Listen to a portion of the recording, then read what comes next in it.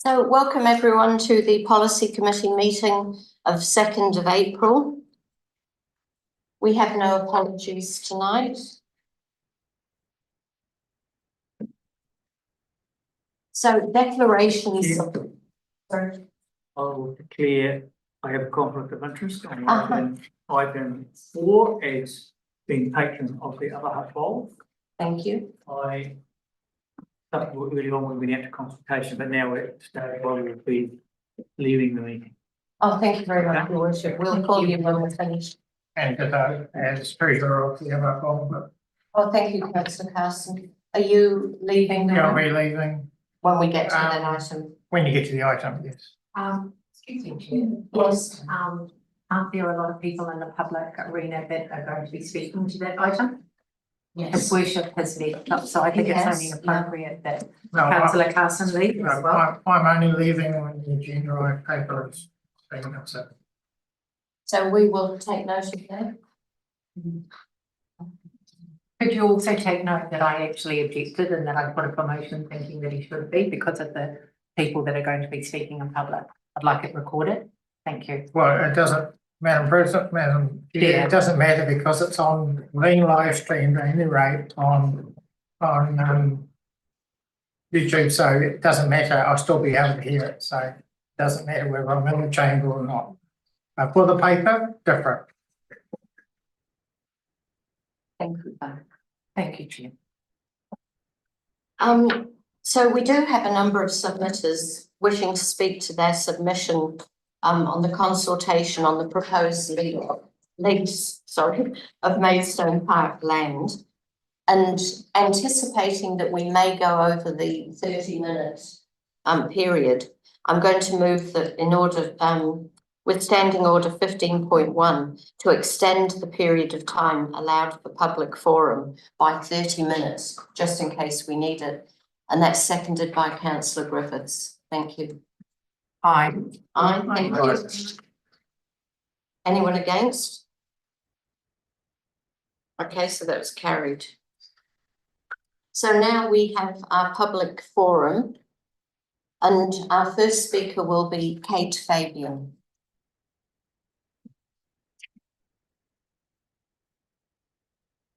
Well, just hearing what I just heard just now, it would be interesting to know how whether having Mayor Guppy being in the process up until now may have got the bowling club to where it was to be in front and had its position heard up to now.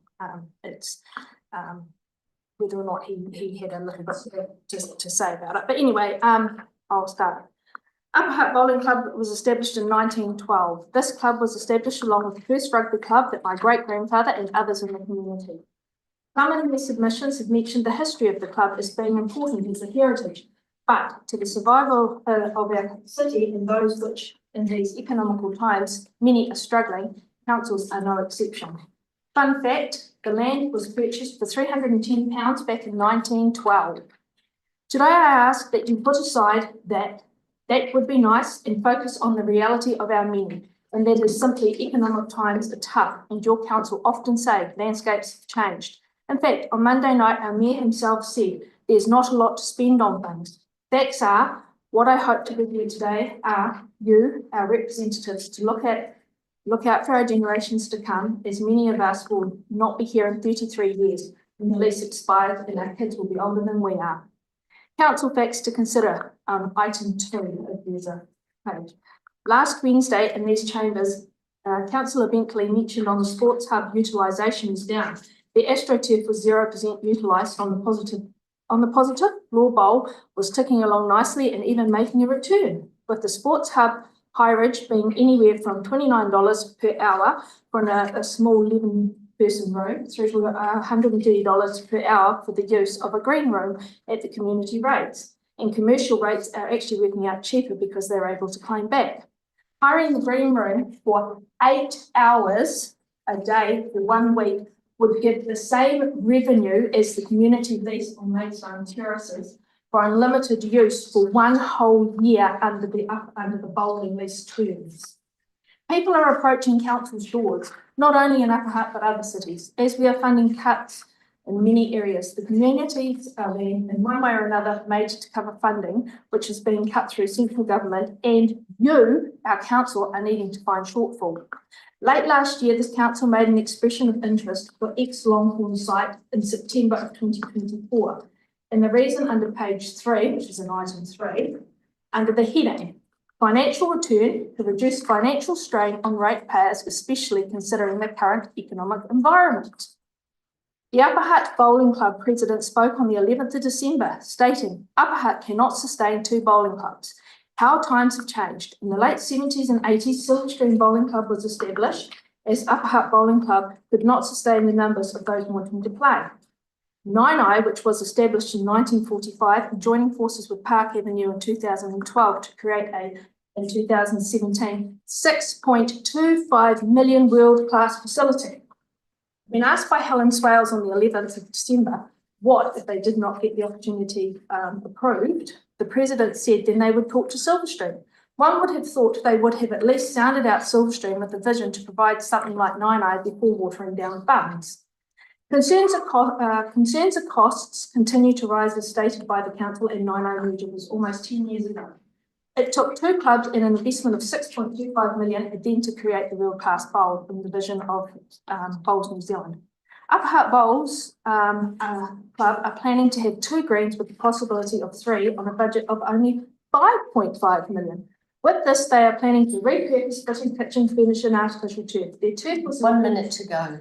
Thank you. It was installed 2015 in accordance with the supplier. This is going on borderline for the estimated 2027 completion. Not to mention Bowling New Zealand's vision to update the 80s law. Upper Hutt Bowls has stated that they have a 30% earthquake prone. For the notice, they have until 2038 to have their structure strengthened. The fundraising would, we assume they'll be able to get fundraising for this. It would be no different to having to have the roof and the AstroTurf replaced where they are. Upper Hutt plans to cover costs for the future grants, memberships and taking from the bars through the bar. That is not it's not the Bowls vision. I don't think I'm going to get through this. Item 4, yet the Upper Hutt Bowling Club has in its case said it intends to repurpose the kitchen and the turf. The turf is basically going to be useless by the time they're ready to move. Okay, you have given us the hard copy. Yeah, so we can. So we can keep that and read it. Thank you very much. Which, Oh, Councillor, hang on. Councillor Bentley.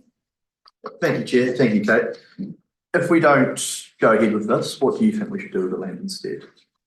I think you should consider other options that may be out there on the table and see where you could actually get the funds. It's coming out loud and clear that our community is really struggling. And when you see that for for a week at only 8 hours a day, you could get that entire funds. Even just being able to allow the hub to be able to be subsidised would help out the community. I don't know exactly what it should be used for, but I think there's housing being thrown out there, there's parks, there's dogs, there's all sorts of recreation. It just seems like there's not a lot that the council are going to get out of doing this. One thought. Would you support it if it was paying a commercial lease? What, the bowling club? It wouldn't be sustainable for the bowling club to pay commercial. Yeah, but in principle. In principle, if it was going to help our community and it was going to help lessen the burden on both the council and the community, yes, I think most people would be for something that was legal and was going to help out our community. Councillor Swales. So my question was very much similar to what Councillor Bentley was, because a lot of the thrust of what you were talking about with regard to the history of the 2 bowling clubs and the competition just down the road. And we know that through the chairperson of the current Upper Hutt Bowling Club said that there was a decline in their membership. So I hear what you're saying about sustainable for the length of time that we would probably have. So the property, I don't know whether you know, but it's still zoned residential. Did you know that? Yes, it is. Right. But it still gives us the ability to either put housing there or to put a recreational facility there. I just wanted to make sure that you knew that. Yes, Yeah. no, we were well aware that it wasn't just zoned for recreation. Okay, thank you, Kate. Thank you very much. Now, I didn't say before 5 minutes is our limit, and we'll let you know at 4 minutes. There's a minute to go. Because you're sitting there.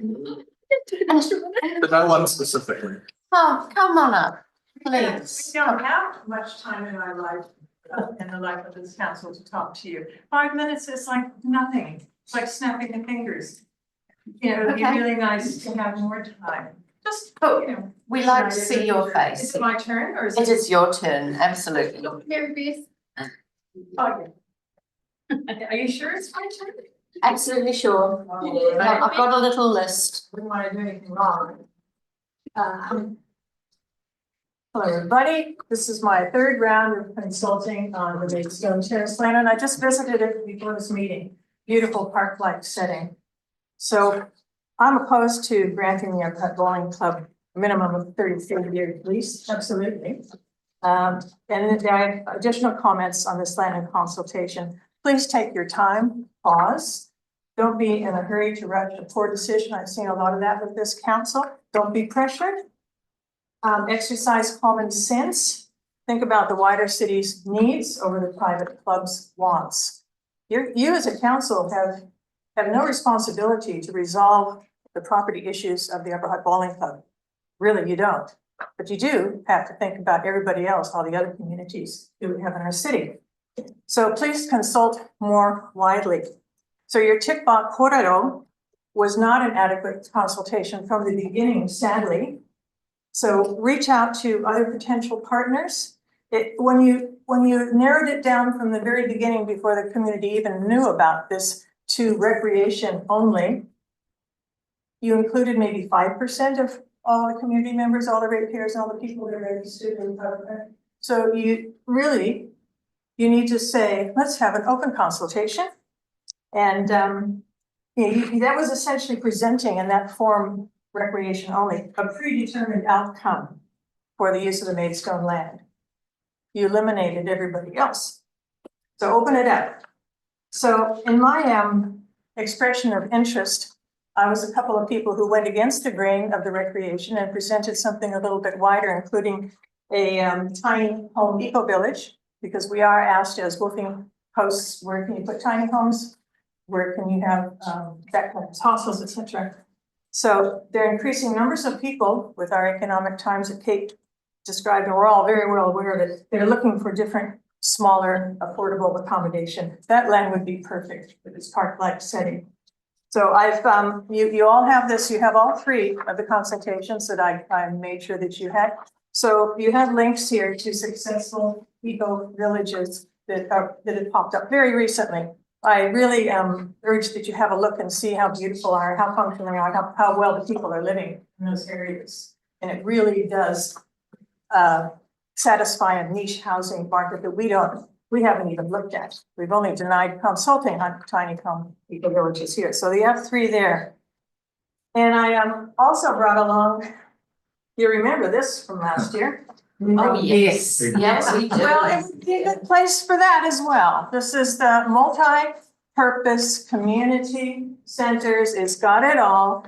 It's got the backpackers hostel, the youth space, emergency housing. Even an eco village could have emergency housing, tiny homes, all the solar panels, all the bells and whistles. So Hugh was very kindly, he found this rolled up in a tube.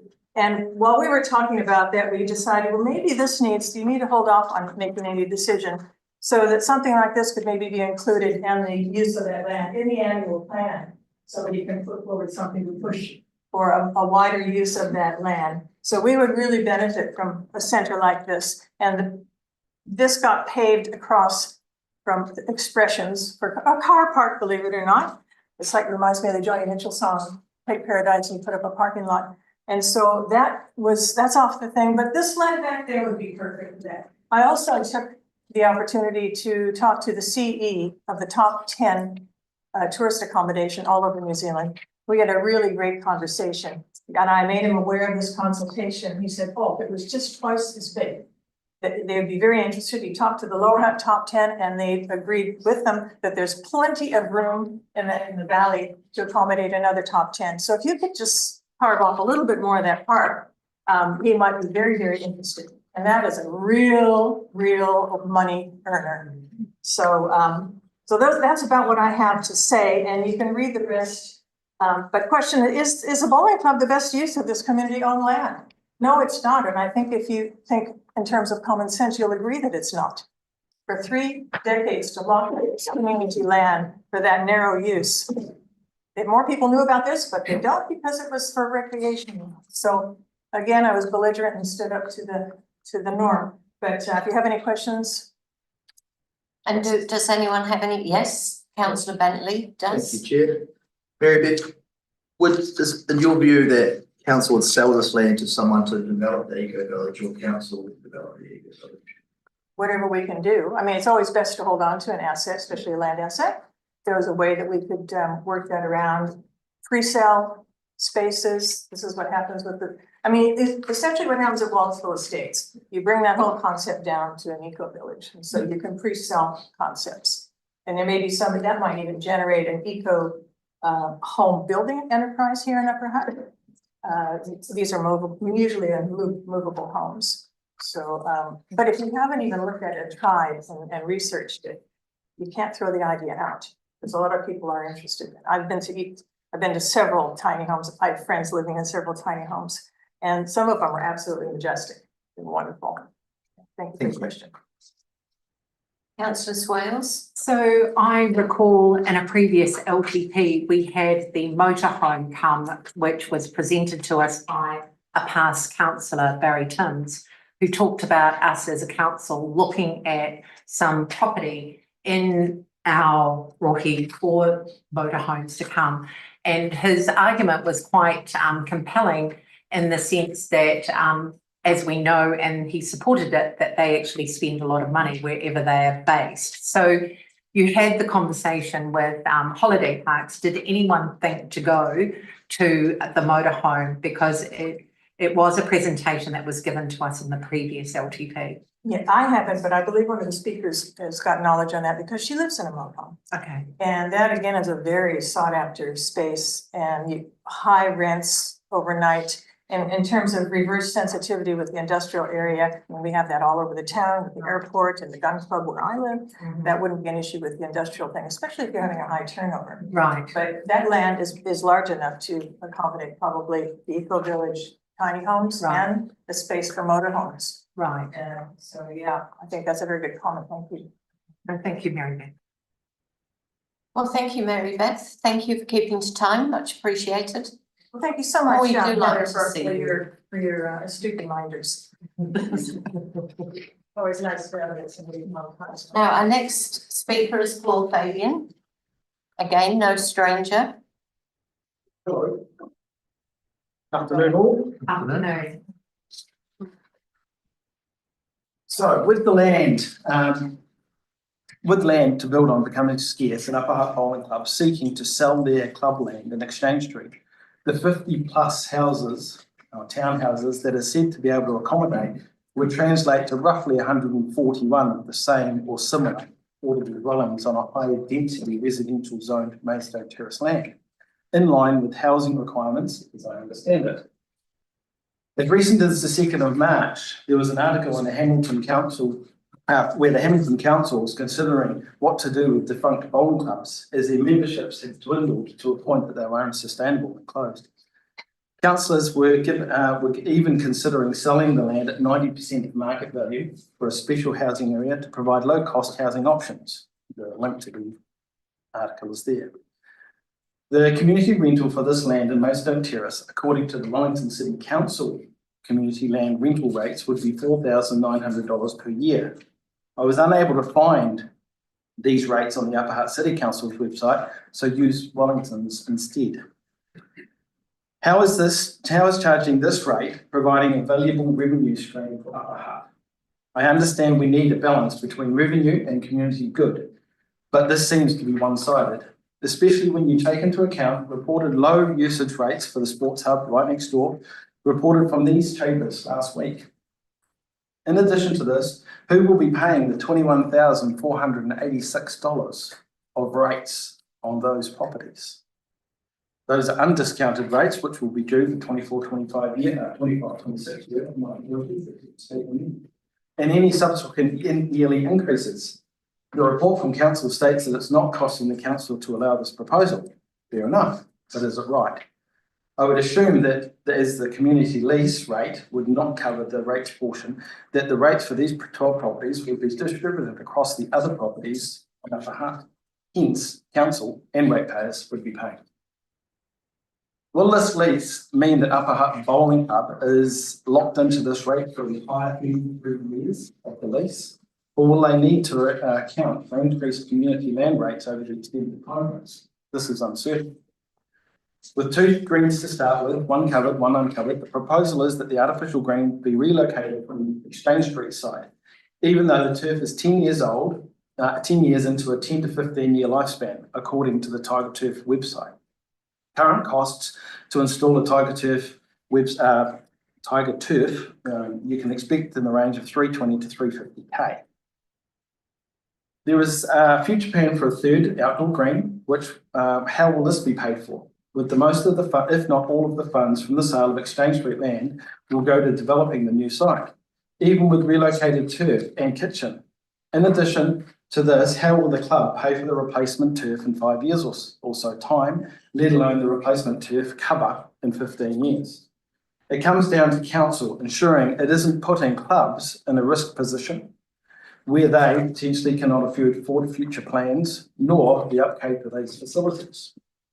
With declining full club members, declining volunteers for groups and clubs nationwide, the view is that there is only a future for one club within Upper Hutt, which has been stated by the Bowls president in this 11th of December oral submission. And recently renewed lease of Silverstream Bowling Club, which has 24 years remaining through to 2049. You would need to ask the option for the best bowls as a community in the whole of Upper Hutt. It is mentioned in the report there's a conflict of interest that has been resolved, so I'll pass on that.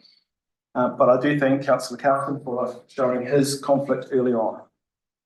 Council in September 2024, we're wanting to lease the Longhorn land, as my wife has said. Yet in 2025, we're looking at a community lease for the land of the sports club. The Silverstream Bowling Club has 2 outdoor greens and are considered amongst the best in the Wellington region. They offer an unbeatable bowling experience. This is no way a competition pitting club versus club, but more about ensuring the survival of bowls at Upper Hutt.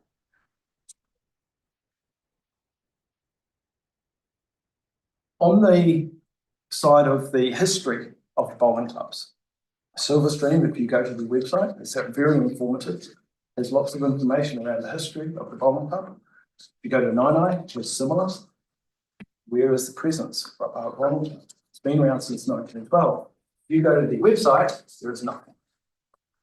Final paragraph. Okay. When it comes down to it, as part of the community, I would expect the council to be looking at the usage of the land from all angles, ensuring that it met the community's need, gaining a fair revenue from said usage to assist with the city and its costs. I simply wish the council to be fiscally prudent when selecting the chosen usage. Thank you. You've given us an extra document here. So that was for Kate's one. She referenced items within that. Yeah. So within her submission, there'll be item 1, item 2, item 3. That's Okay.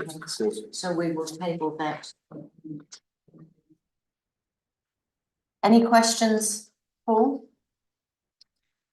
No. Comfortable, thank you. Thank you very much indeed. Heather? Please. No stranger to us. Good to see you. Good morning, everyone. Right, I'm going to read. I proposed an eco-village with people providing their own whare and showed how 25 to 26 million over 33 years could be achieved with a very basic outlay. This would help recoup ratepayer spending. I forgot to mention that the Motorhome Association would pay for any dump station publicly available to members travelling through and or stopping. I may have also omitted to mention that money is spent locally. I know that's been mentioned prior here. This was a very basic model with good returns. There are plenty more models that haven't been explored. So I've doing a little bit of homework, and there's an initiative called the Community Land Trust. That's exactly what it says. It's community owned, it's land, and it's in trust. And so there's a whole lot of models out there, as Mary-Beth explained, that actually currently exist. This is a model that Carpety and Hamilton are currently exploring. There's also a local government policy group that was formed in the Manawatu, which looked at how rates could be calculated amongst other things, because one of the things that puts councils off, I believe, tiny house communities is they don't generate rates because they're not a fixed dwelling, so they don't increase the value of a property. So there are groups that have previously looked at how we can make that friendly for both sides. I won't go into too much detail there, but I just think there's a lot more information out there. There's a lot of models out there. There's even someone who's designed templates that you can order on how to design it and the rules and all the rest of it. So I just wanted to recap. In 2022, I was looking up a diversity strategy. I was trying to figure out what council might have had as far as diversity in housing. And I just thought, I'm not going to name names, but I thought I'd just remind everyone here what you all suggested or what some of you suggested. So one said, ensure building developments take environmental sustainability into account, not just economic sustainability. Work across the Wellington region to supply sufficient affordable housing for growing population and keep infrastructure costs affordable. The third one, supporting initiatives to include affordable housing and new developments. Another said, consult with community on best format for densification in areas zoned for medium and high density, which this is. More usable land for housing is a priority. This needs to be actioned immediately, and this should be slow. This should slow the land inflation that is now rife. Finally, support social housing projects to ensure all Upper Hutt residents have a roof over their head. Now that came from this room. Currently, affordable in Upper Hutt is a 2-story, 2-bedroom home that's 600,000 to 700,000. That's not affordable. My question to you is, what do you fear? The demographics found in tiny home communities are exactly the same as you would find in any suburb. There are people that work full time. There are all sorts of different people that choose. It's an alternative lifestyle. It's a simple, less is more.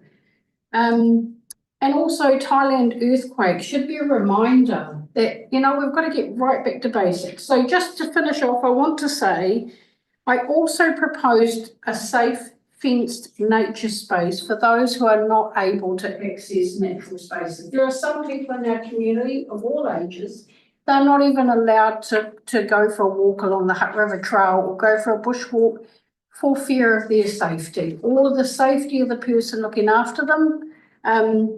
That I couldn't turn into a profit, so I didn't think it would be as appealing. But there you go. Thank you. Thanks.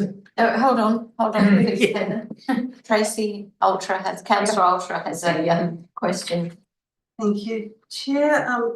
Just wondering what feedback you have on the 33-year lease. So if we were to lease out the land for 33 years, what sort of time frame would you consider appropriate? So whether it's the bowling club or any other type of use? the one thing I liked about my idea was, so I was looking at an absolute basic. You can look at lots of different models, but the one I looked at is people bought their own whare, the infrastructure's already there. At worst, they would just want a power pole, you know, like the builder's power pole you find in campgrounds, and a dump station. And the Motorhome Association would pay for the dump station if the public could use it on their way through. That was bare minimum. after 3 years, you could say, okay, this isn't working, and everyone rolls away. Now, ideally, long-term, I'd like to see cabins and annexes and community spaces.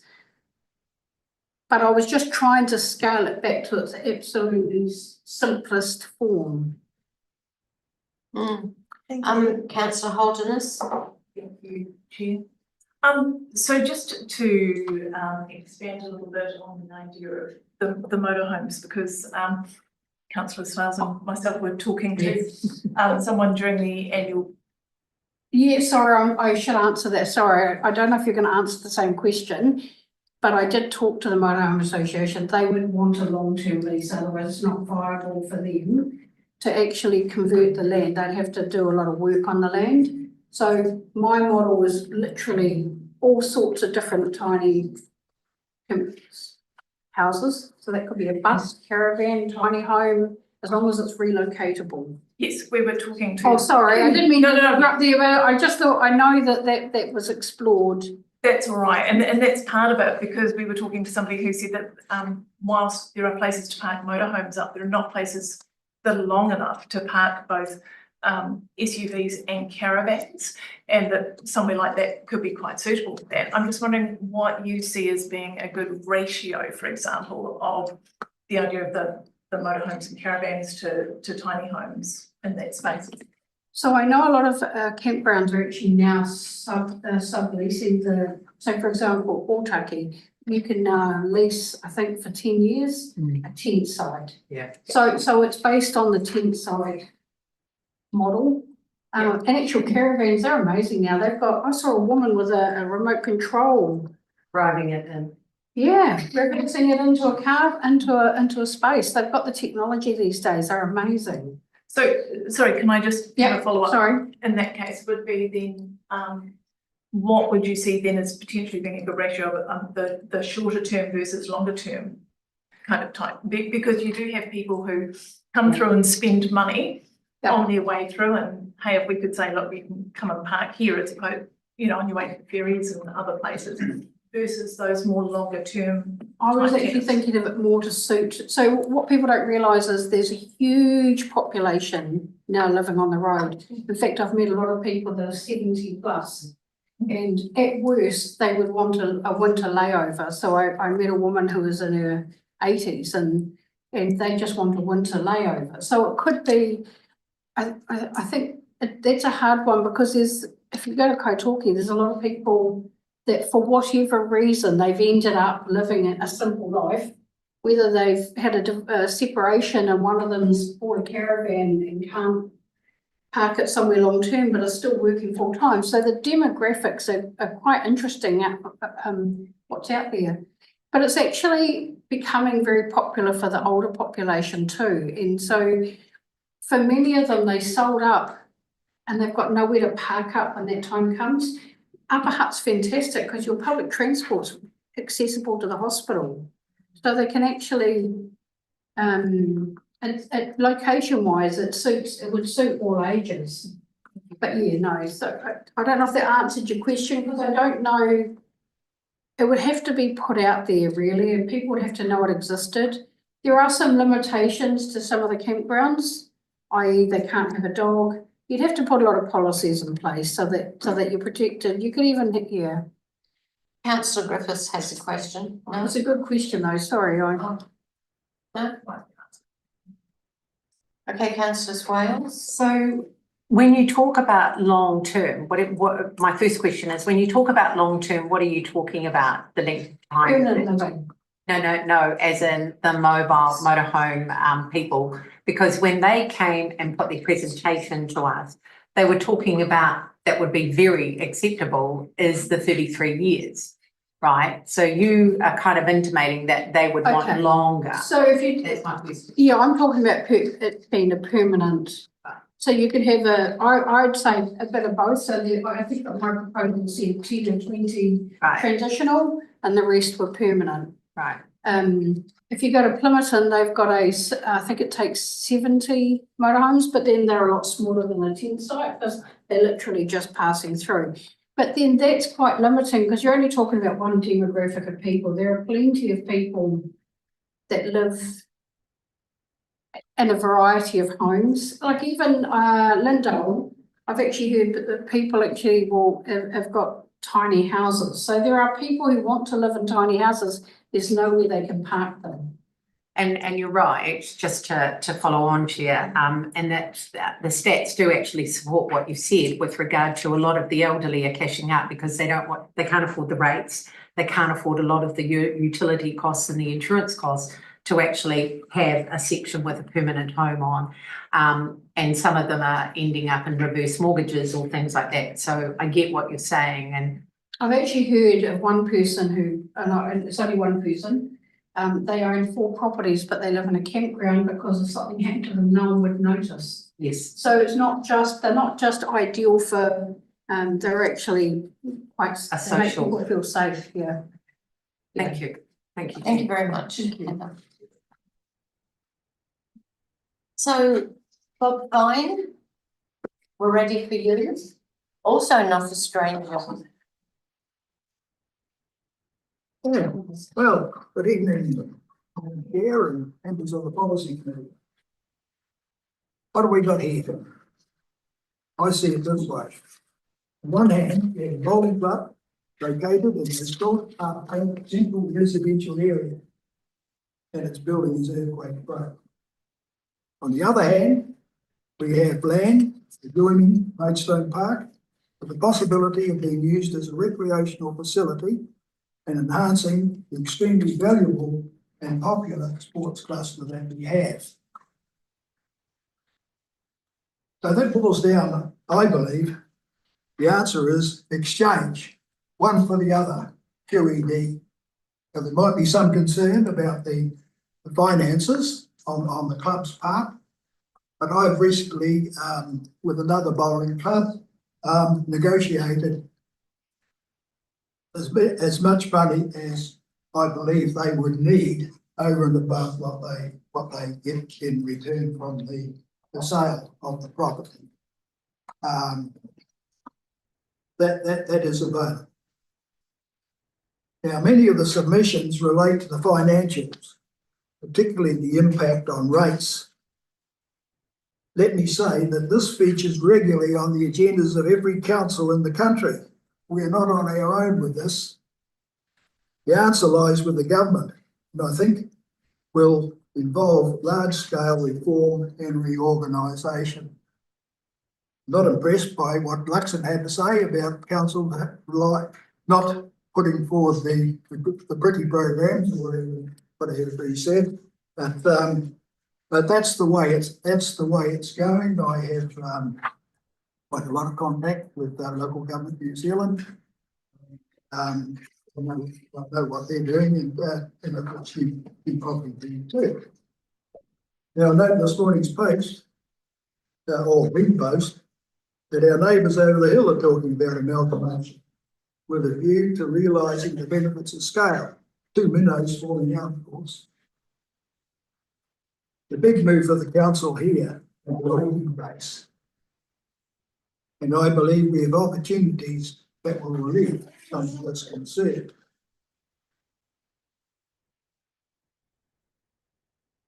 I was delighted to read in the Post article the other day, Upper Hutt tops region for jump in consented homes. And Mayor Guppy saying that this was not a one-off. That's a winner. That's one winner. Then we received the RMA reform message from Simon Bishop, pledging homeowners, your land is your land until you affect other people. Now, taking a look at this, I believe that our city has the greatest potential in the Wellington region to increase housing numbers which will substantially increase the rating base. So that's it in a nutshell. Someone mentioned the possibility of Silverstream. Well, that is just not on, because it could not afford a covered green. And as I said in my written paper, the the fact you will need a covered green to move to move bowls into the future. That will make it a 12 months of the year activity. As opposed to no cover on the greens, and you can play bowls from August through to May, for about 8 hours a day. That could be extended to a whole day. Now, there are big moves being made by some clubs, well, my club in particular. On Thursday, we had the final of the colleges competition, 60 players. So there are, as I said in my first paper, there are these opportunities there that must be seized. I know it's going to be difficult within the bowling clubs themselves because we're rather older people, and many of us don't like change. But change has to come, and it will come. I'd like to just acknowledge for some of you, Mr. Vine was the chief executive here in the 1980s. Well, until 1967 to 85. Wow. Yeah, well, half the time. Yeah. So questions? Councillor Swales? I recall when you first came that you said that you were going to have a conversation with Silver Street. Did that conversation take place? I've got two questions. No, I've never had a conversation with Silver Street. Okay. The other fact that you mentioned at that meeting in December was that you were declining in numbers, that your membership was going down. So No, I didn't say that. I said generally the members are going down. But so you're saying that so what is the membership of Upper Hutt Bowling Club? I don't know. But I know it's declining. Right. It's not a member. Okay. I only know those sorts of things in relation to the bowling club that I have belonged to for 39 years. Right. Okay. I have no further questions then.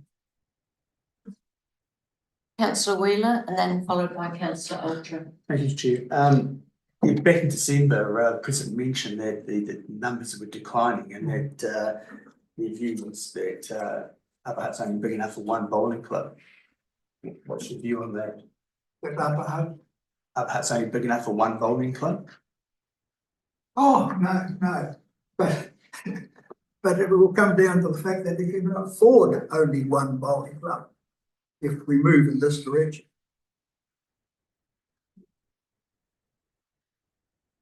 Are you happy with that answer, Councillor Wheeler? Did you want to follow it up with anything? Okay, Councillor Ultra. Thank you, Chair. Just wondering, have you had a look at any other potential sites that the bowling club could move to? And also, have you looked at Te Kapinga Maidstone Sports Hub, so the new AstroTurf multi-use room, whether that would be suitable for the club to use instead of having a new site? Yeah, the mention of the routes will decide that on that. But I would think that it's too large to accommodate that. Okay. Any further questions? Yes, Yeah, thank Councillor you. Hammond. Thank you, Chair. This is actually for Councillor Carson. How No, sorry, you can ask. The fruit to Bob then. If there was a covered area for the bowls, do you think that would increase the membership for? Yeah, well, for a start, you're there for 365 days of the year, up to about 10 hours a day. Yeah. That will be an attraction.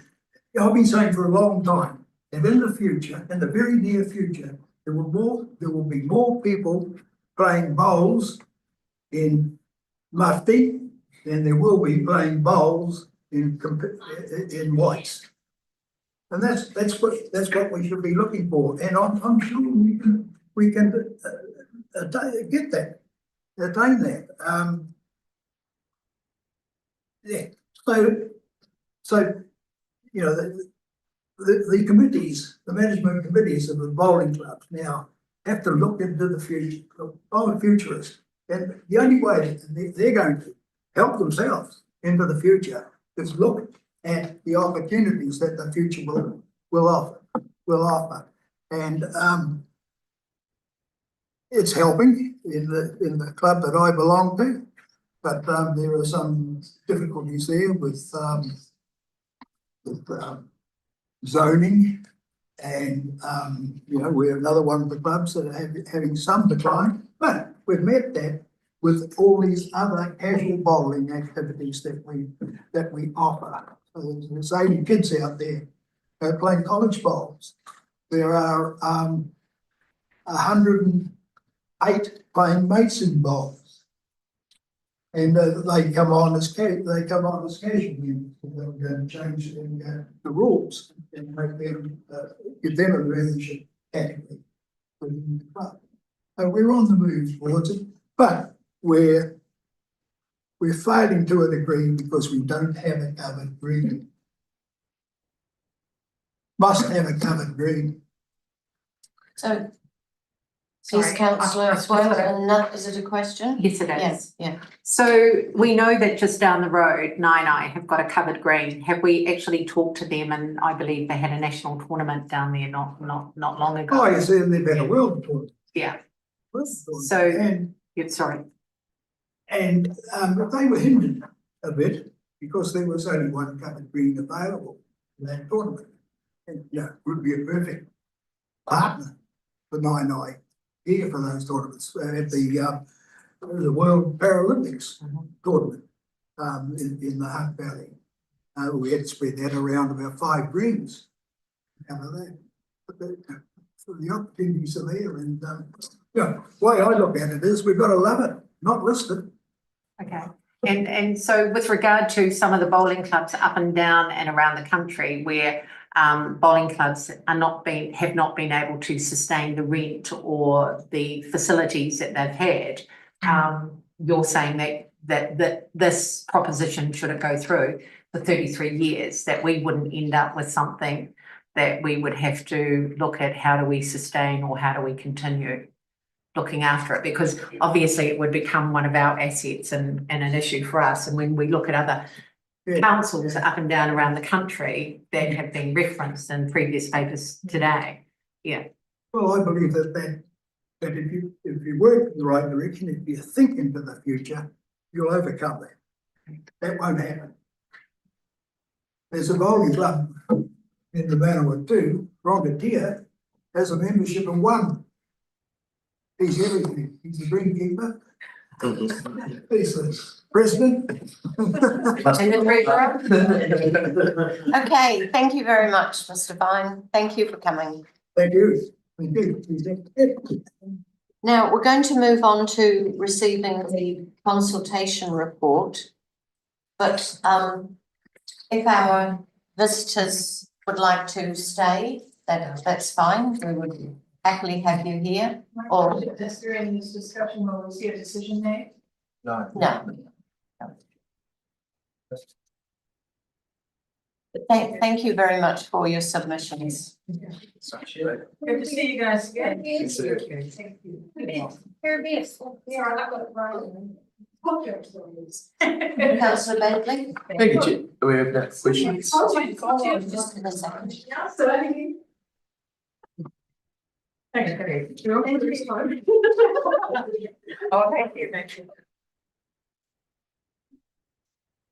So we have a report from the Group Manager of Community Services on page 4 of the agenda.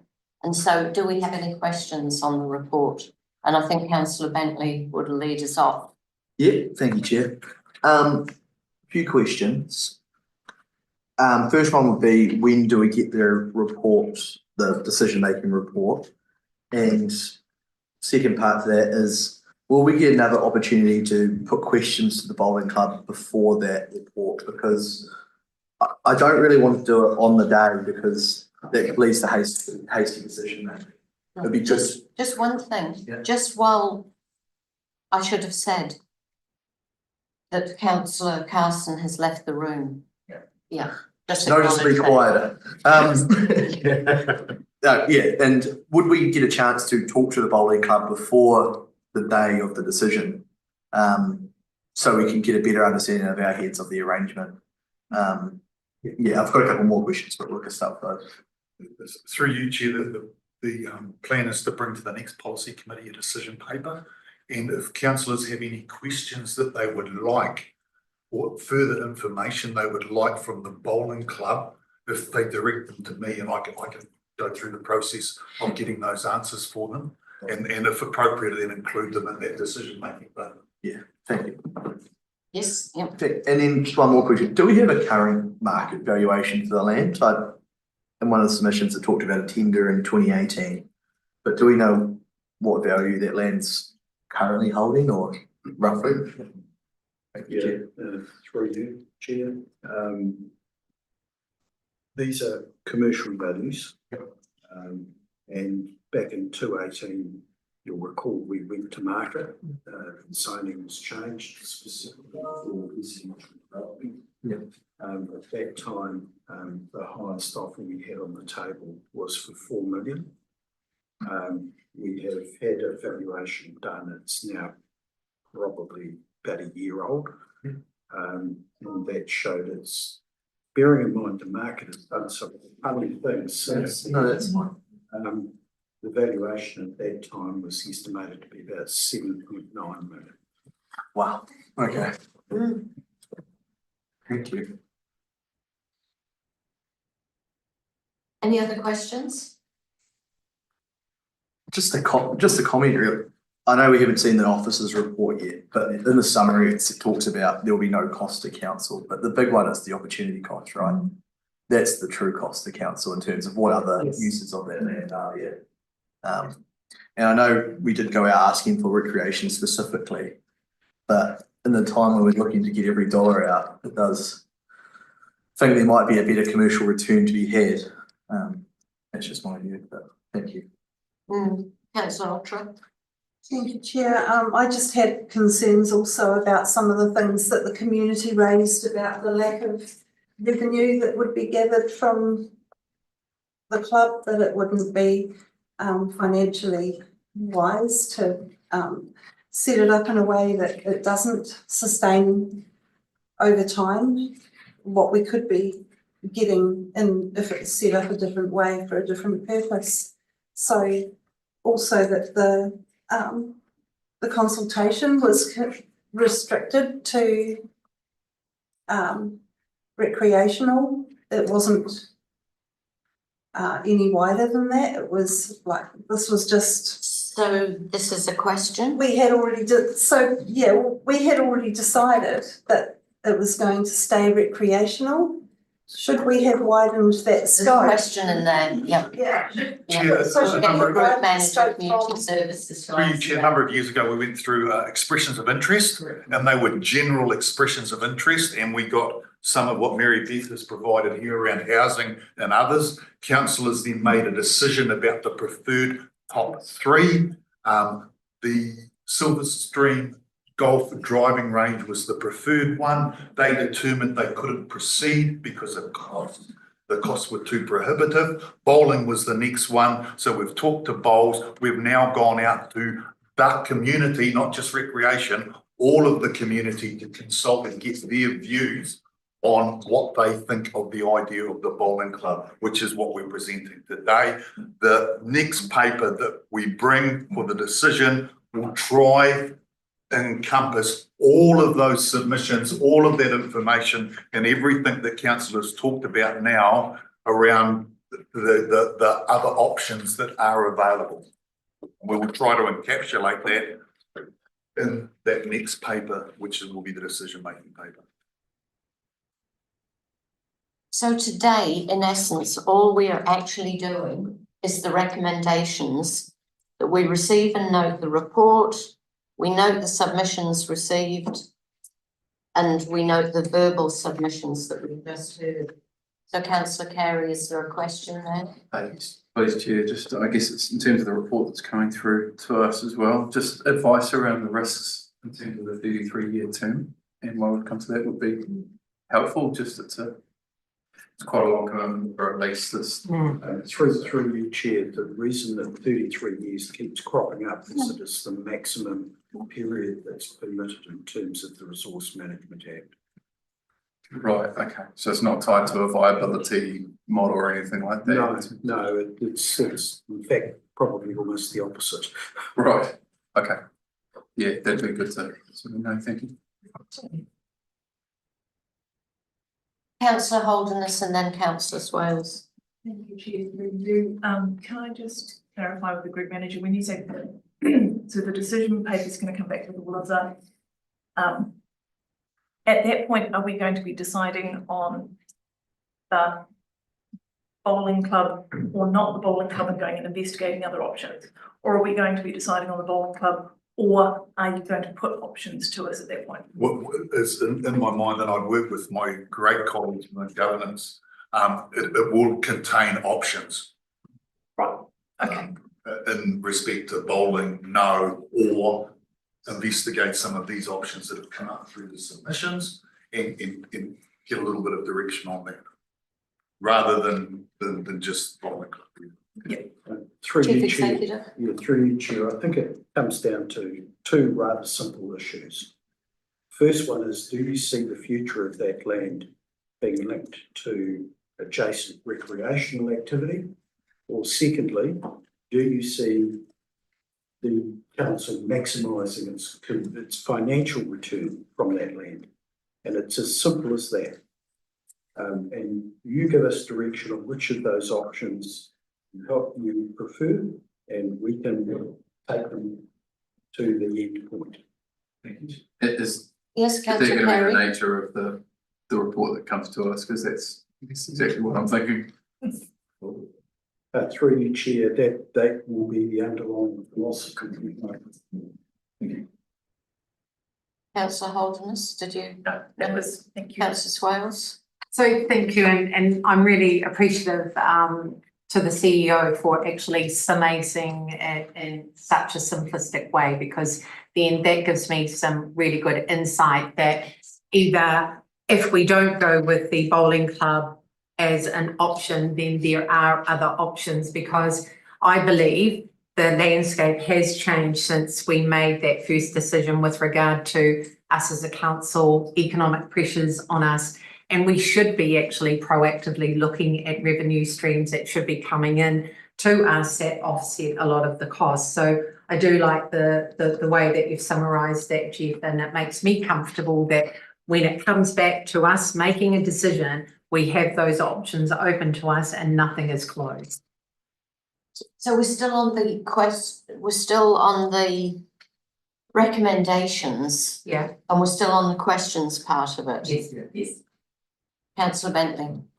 Thank you, Chair. Just another request for the officers, when that later report comes back, can we also look at if the land was sold for industrial, commercial use rather than just residential? Because I foresee there being some reverse sensitivity as well. To my question, to my better question. Do we currently own the land that the Silverstream Bowling Club is on? Do we lease it to them? Yes. We'll let the chief. Yes. Through you, Chair, I believe so. I can double check on that. We go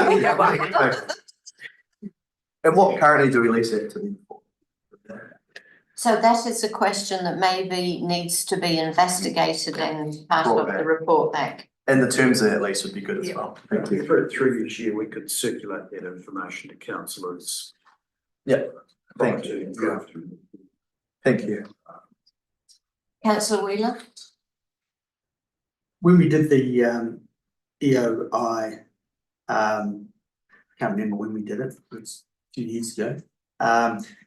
When we calculated whether we had the golf club or the bowling club, we went through a matrix calculation on picking those two particular ones. So we have options that come up in the next policy meeting. They go through some sort of calculation as well, those options. Through you, Chair, there were two processes. There was the 218 process, which resulted in the two commercial bids for the land for residential purposes. And as Councillor Bentley alluded to, one of the decision-making criteria which potentially helped tip that over was that reverse sensitivity issue. Because we've got industrial on one side and we've got recreation activity on the other side, and you can just see that potentially not ending well. And council adopted, that was part of their decision making at that time. The second expression of interest process, that's been held much more recently. That although the underlying zoning on the land is residential, things like recreational activity are still a use that you can undertake on that. Can I ask, just clarify what the second point you were raising was? So how we set up the first one, we had a matrix types calculation. So we have an option that's not on, we've never heard before when something comes to us. How will you actually calculate that? Through you, Chair, just to remind you about that matrix approach. One of the key criteria in there was, had it been fostered, and what was council expected to contribute. Yeah. Now, if you're going to not pursue a recreational end, then you need to be, and you want to, because the only reason you wouldn't do that is you want to maximise the return to council, then I think you can automatically get your head around some of these things, which, one of them is put it on the market at current valuation, 7.9 million, if you realise it in the bank, that reduces your ongoing interest and all sorts of other things. That's the cleanest way. But then anything less than that potentially isn't going to create, because if it's 7.9 million, you're looking at a return on that sort of value.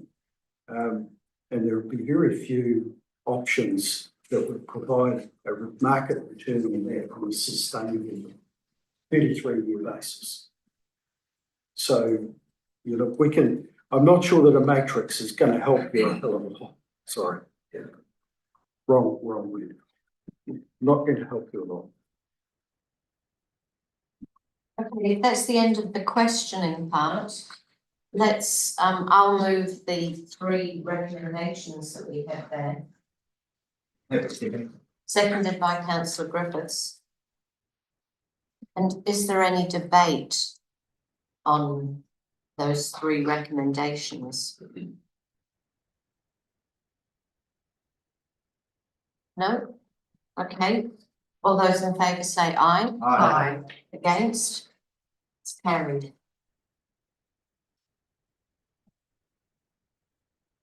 At this point, shall we invite Councillor Carson and his worship to come back in?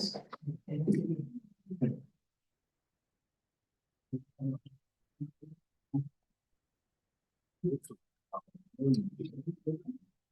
we'll move to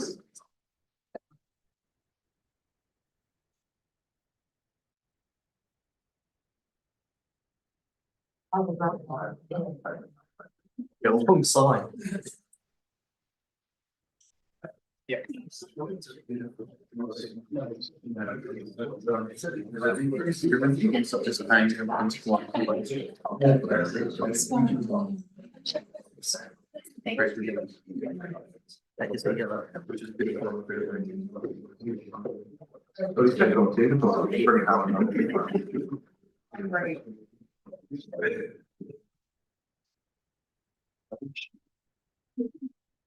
Why can you tell me that's too good on TV? all right, everyone's back in the back in the room?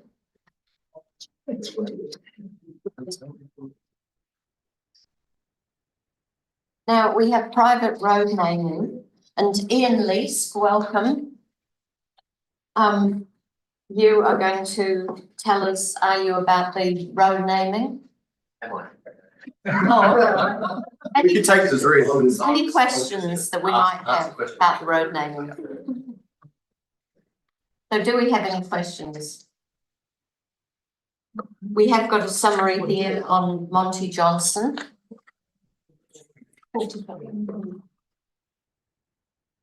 Monty Johnson. No question. Voice. I've got hand up. Okay.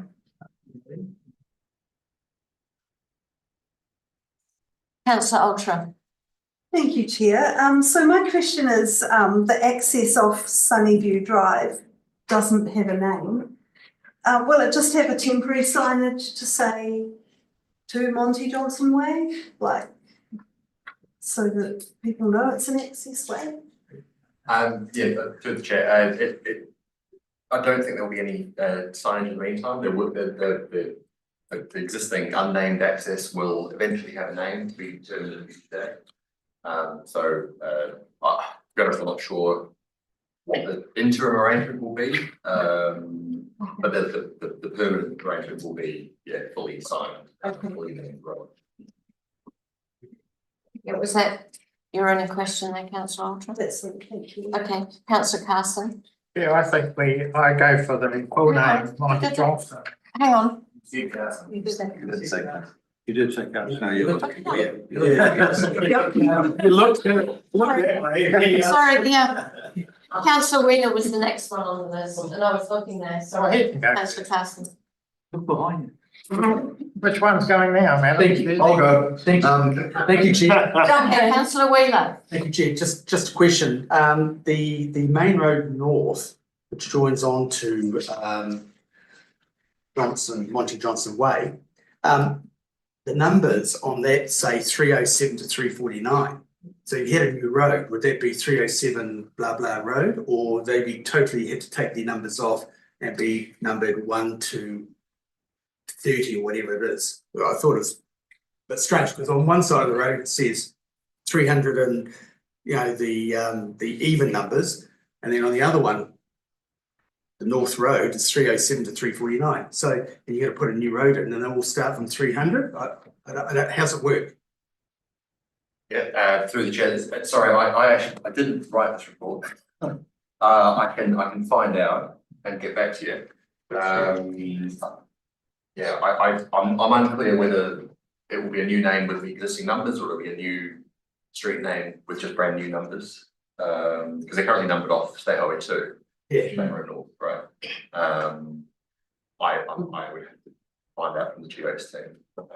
So they'd have to replace all the new numbers. Yeah, and that's, I guess, that would be part of the consultation, because it'd be quite a process to. So the other question, I had another subsequent question. The name Monty Johnson Way is done by the developer. So who makes the one that's already there already, main road, who makes that decision to call that road, that particular road? Is that done through the officers, or I imagine it'll be whatever? Options will be presented by the officers or, the members. Okay. Okay, now I'll look at councillor Carson. Oh, thanks, Chair. I'm looking at you as well. Just one first question is, if the access of Sunnyview Drive is private, what is Monty Johnson Way or Monty Way, whatever it's going to be called? Is that private too, or what sort of road is it? Is it a private road or a public road or what? For the chair, yeah, it's private. It's part of that unnamed access that runs parallel to the business. It's public up to a point, then it becomes private, and then the whole of that Monty Johnson Way is private. It's just Lynn's rules that if it's more than 6 dwellings, it must be named. So it's entirely private.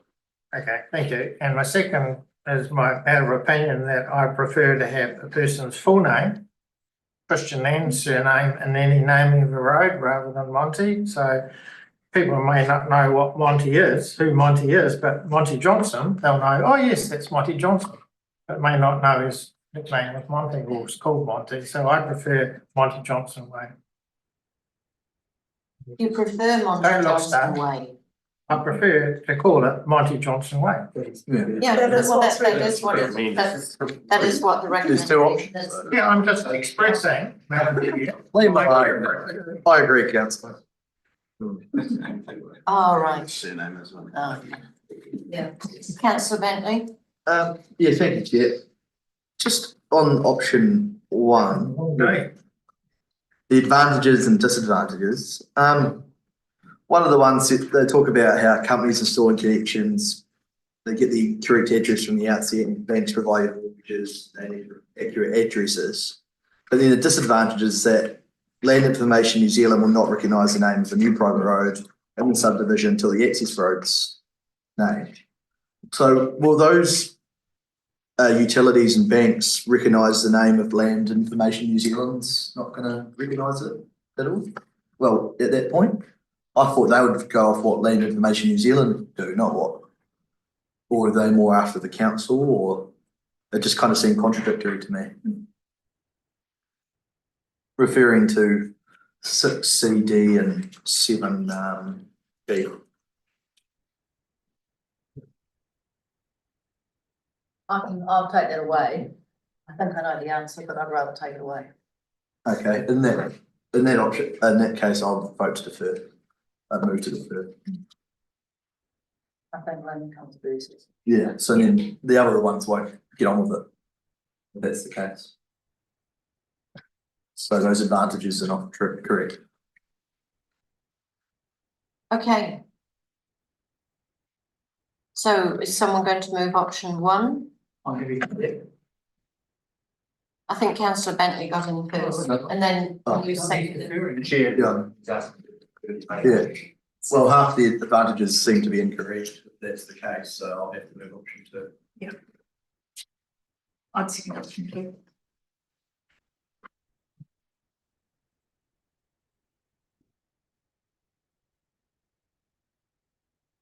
Okay, well, we have a option two on the table. All those in favour say aye. Aye. Against? Me. So it would appear that we are going for deferral option two. Right. Well, how can the banks and utilities create?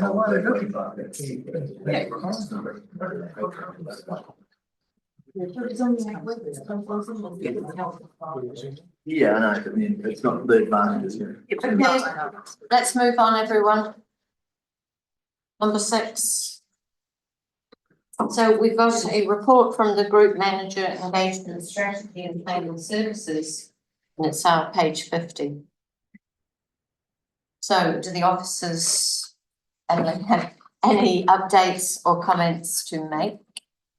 We have, through the chair, we've tabled 2 updates. The first one is quite a comprehensive memo that I don't propose to go through because you've had that for several days. The second one is just something that came in a little later, just an update to the national policy, national direction. And the most important part of that is the update to the national policy statement for highly productive land. So we have for a long time signalled that we anticipated a potential change to that policy statement that would have a quite significant impact on national 50. Yeah. So that has now been clarified and put into writing that class 3 soils will not be part of that highly productive land.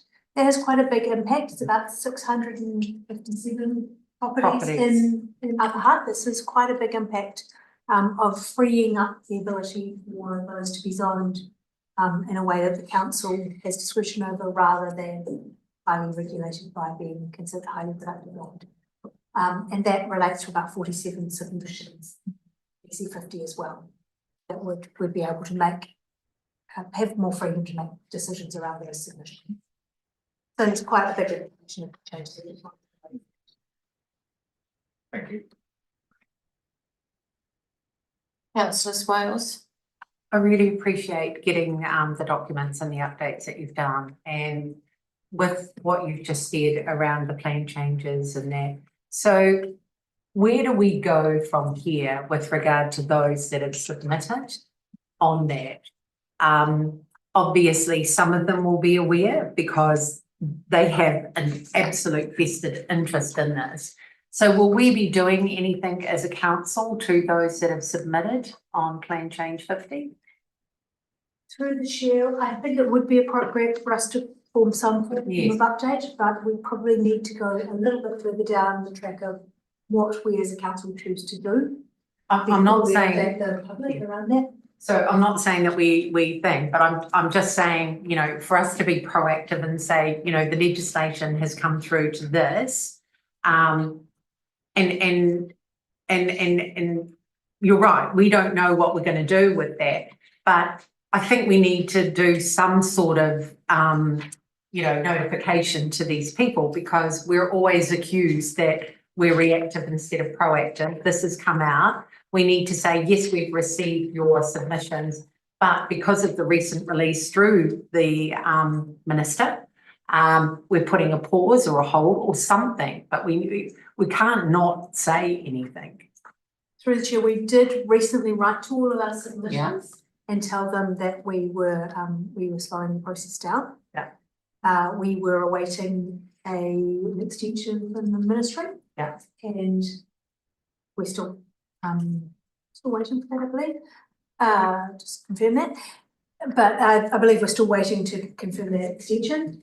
And we were intending to write to them again. Should we receive that extension, we could alternatively write to them around this announcement. Remembering that it isn't actually new year legislation yet. No. It is simply an announcement of intended new years. Yeah. So we can certainly advise them of that. But it would be in capturing those terms that it is government's intentions. Just through the chair, if I could just add to Emily's feedback there. I mean, the implications of this RMA reform is, you know, in the wider context is quite significant, or potentially significant, as we all know. Yeah. We are, as noted in the report proper itself, we're working with governance to actually book in a specific workshop opportunity with councillors so that we can come and actually run through all of the program as it is at the moment and the potential implications of what is being proposed. This is not the only thing we may want to go out and communicate on.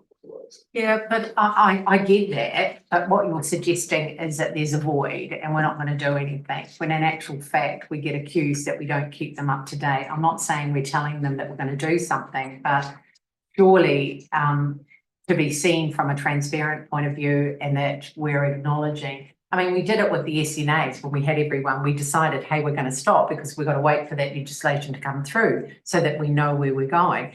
And they know that it's on hold. Surely we should be saying that, okay, because of the announcement that the minister has had, this is where we are. We will be workshopping it or whatever, but I wouldn't even go that far. It's just acknowledging them that actually there has been a change and therefore we have to pause in our process to see where we're going. Let's park that for a minute. Your worship, Yeah, I was going to say that would be, I think, from the point of view of now that managers talked about the workshop, because that's something that we can look to see where we're heading with that particularly. That'll be part of that. To have it on one of the workshops. Yeah, but will a decision be made by then when you do the workshop? Because really, but yeah, because all I'm thinking is that the workshop is just going to unpack what's just happened, but there are two threads to this. And will those threads be actually done deal? No, I don't think they will. No, through the chair, no, they won't. But all I'm saying is this is not the only item on our work program that will be potentially impacted by this. I mean, another, for example, as identified in paragraph 6, is the outstanding natural features and landscapes program. Exactly. So I'm just, rather than taking a piecemeal approach with communication, I mean, we are working with governance as we speak, and we're hoping that we're going to be able to look to arrange a workshop even potentially this month, so to run through this with the councillors. And for the sake of rushing ahead and providing a piecemeal communication with the communities affected and potentially creating uncertainty or distress that wouldn't be welcome. So after the workshop, because our workshops aren't live, then will we go out with the comms? Because the decision still won't be made, right? Through the chair, certainly that would be one of the things we will discuss in the workshop and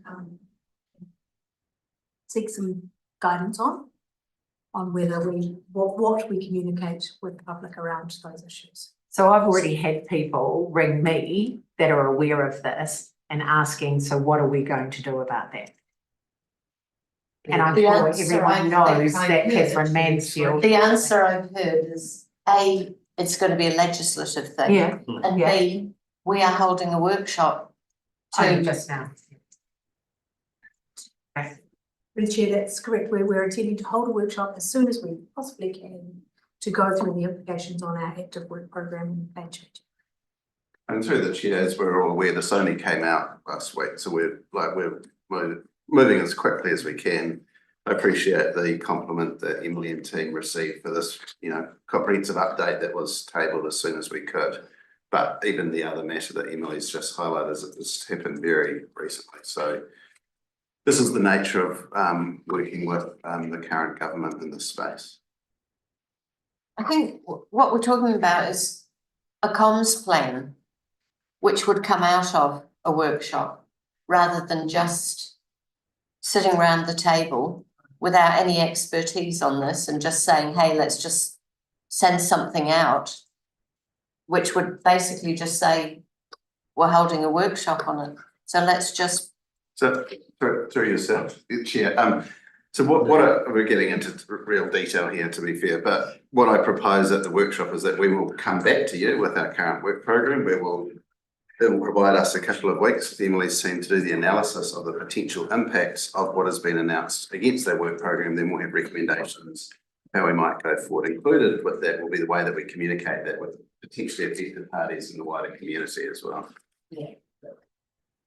Councillor Bentley? Yeah, I just want to clarify what's actually been announced, because I can't even find an announcement on the Ministry for Environment's website. So it's them announcing, they'll be announcing something, or?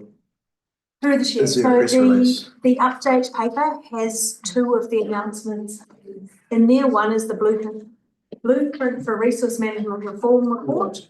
Yeah. The second one is a fact sheet on resource management reform. And the third one was the fact sheet that was tabled separately and uploaded to Stella. So there have been a number of press releases around that, and there is a cabinet paper. So we have drawn from all of those sources to summarise those documents into our update for you. It's on the back of the. Oh, right. Yeah. From Gabriella. So we do have a number of sources that we've collated into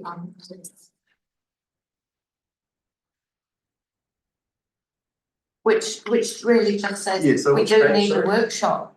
Come to grips with this. Trying to digest it in a short period of time. It's just. Councillor Bentley, would you like me to have? Which document? It's second Gabrielle. Yeah. It's on the back of. Did you get this on your table? Yeah. It's on the very back. Oh, sorry, I see. Thank you. Okay, so we're happy with the idea of the workshop rather than an off-the-cuff response. Yeah. So can I have a move on? Are you going to move it? Yes. Okay, that we receive and notes the report titled Group Manager Engagement Strategy and Planning, seconded by Councillor Carey. So any debate, or have we had the debate? If not. He moved it, I think. Hmm? He moved it. Yeah. Yeah. He's seen it. Yeah. Who seconded it, Chair? Carey. Beg your pardon. All those in favour say aye. Who seconded it, Chair? Councillor Carey. No, Councillor Carey moved it. Moved it. Yeah, second. Lisa, were you on top of that? If I wasn't. Down what you read. Through the chair, I believe, councillor Carey moved it and, his worship seconded it. Okay. All right. Just following the rules. Highly recommended, is there anything in here for that? We need to So vote. did anyone want to vote recorded? No? Were there any abstentions? No? We didn't vote. We didn't actually vote. We didn't vote. Voted. Come on, yeah. We'll say yes. Should we put it to a vote? I'll say yes on behalf of all the other councillors. Oh, thank you. All those in favour say aye. Aye. Contrary, no. No. Against, okay.